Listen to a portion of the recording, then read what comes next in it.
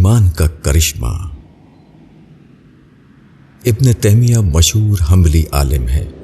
وہ شام میں 661 ہجری میں پیدا ہوئے اور 728 ہجری میں وفات پائی۔ ان کی قبر دمشق میں ہے۔ ان کی کتابوں کی تعداد 300 سے زیادہ بتائی جاتی ہے۔ اپنے غیر مقلدانہ خیالات کی وجہ سے وہ اکثر حکومت اور علماء کے عطاب کا شکار ہوئے۔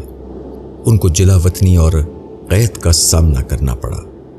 ان کی وفات بھی دمشق کے قید خانے میں ہوئی۔ انہوں نے اپنے بارے میں ایک بار کہا کہ یعنی میری جنت میرے سینے میں ہے، جب میں چلتا ہوں تو وہ میرے ساتھ ہوتی ہے، وہ کبھی مجھ سے جدا نہیں ہوتی۔ میری قید میرے لیے تنہائی ہے اور جلا وطنی میرے لیے سیاحت ہے۔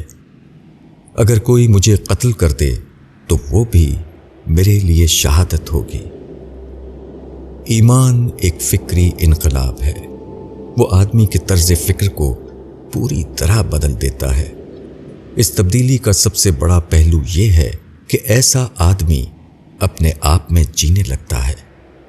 حق کی دریافت اس کو اس قابل بنا دیتی ہے کہ دنیا کا کھونا اور دنیا کا پانا اس کے لیے ایک اضافی چیز بن جائے۔ ایسے آدمی کے لیے قید ایک ایسی تنہائی ہوتی ہے جہاں وہ زیادہ غور و فکر کا موقع پالے۔ اگر اس کو اپنے وطن سے باہر نکلنا پڑے تو وہ اس کے لیے مطالعہ اور مشاہدے میں توسیع کے ہم معنی ہوتا ہے۔ اگر اس کو جان و مال کے نقصان سے دوچار ہونا پڑے تو وہ بھی اس کی روحانیت میں اضافے کا سبب بن جاتا ہے۔ ایمان آدمی کی روحانیت کو جگاتا ہے۔ وہ اس کے اندر سوچنے کی صلاحیت پیدا کرتا ہے۔ اس طرح ایک صاحب ایمان اس قابل ہو جاتا ہے کہ وہ مادی سہاروں سے اوپر اٹھ جائے، وہ ایک بلند تر ربانی سطح میں سانس لینے لگے۔